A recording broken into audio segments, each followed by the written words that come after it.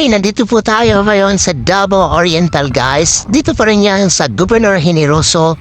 And nandito tayo sa isa na dinadarayo ng mga beach resort dito sa Davao Oriental. And ito ang tiny house. So guys, mamaya po na kayo itutur guys kasi ang init-init guys. At ipapakita po sa inyo yung beach nila, kung gaano ka-fine at saka yung mga cottages, saka yung may overnight dito sa beach na ito. At welcome!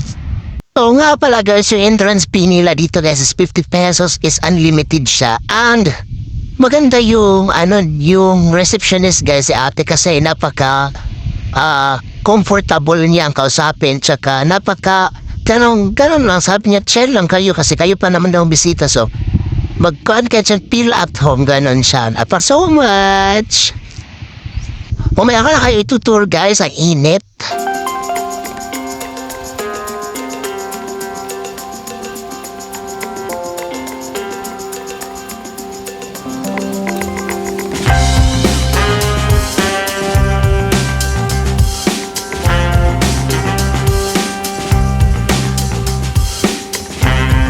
Hello everyone! Welcome dito sa Tiny House guys. Dito lang yan sa Governor Generoso, Davao Oriental. And guys, ito na po guys. Itutur ko na po kayo at ipapakita sasabihin sa inyo ka na mga dito o pakapresyuhan nila dito. Very guys, I promise you guys, affordable lang sila guys. Meron silang pagbungad dyan, yan yung pa-welcome nila. At saka dito kayo magbabayad sa tindahan na to guys. Ang kanila palang entrance fee guys is 50 person per head, and I don't know sa children kasi basta per head na ang nasabi ni ate sa amin. So ayan ang babait nila so far. Ito yung kanilang ground guys na pwede maglaro ng mga volleyball, ganon, magpatentero ba kayo dyan, mag-enjoy, ganon.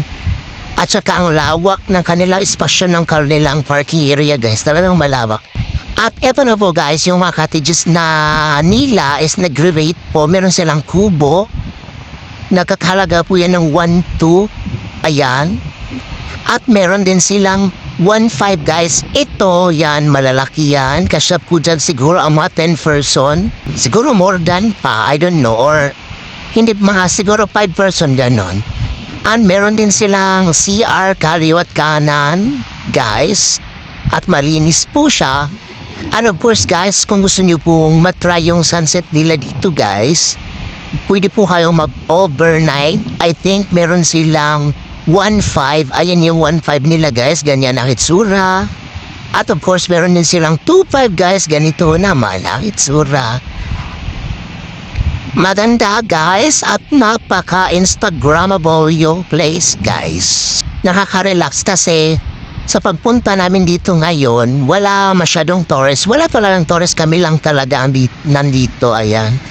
And talagang sulong-sulo namin yung place guys. Ang ganda lang guys. At amis na amis ako guys kasi first of all, ang babait ng kanilang staff. I think staff si ate yung sumalubong sa amin.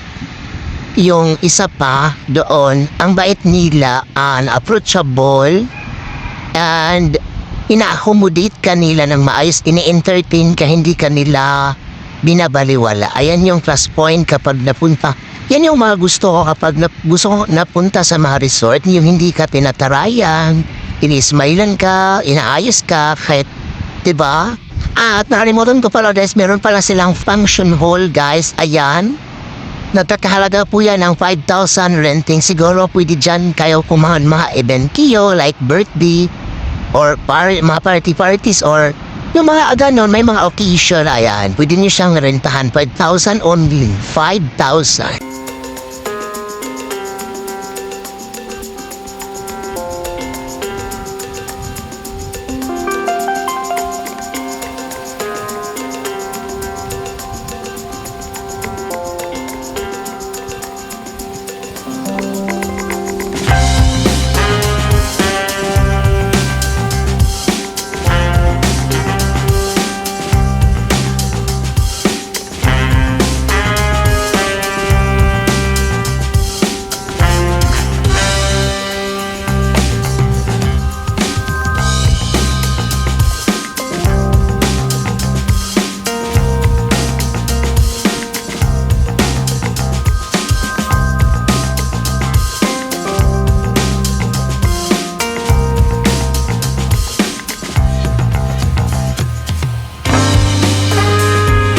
you guys so much for watching and bye-bye na guys. Bye-bye everyone and see you on my next adventure.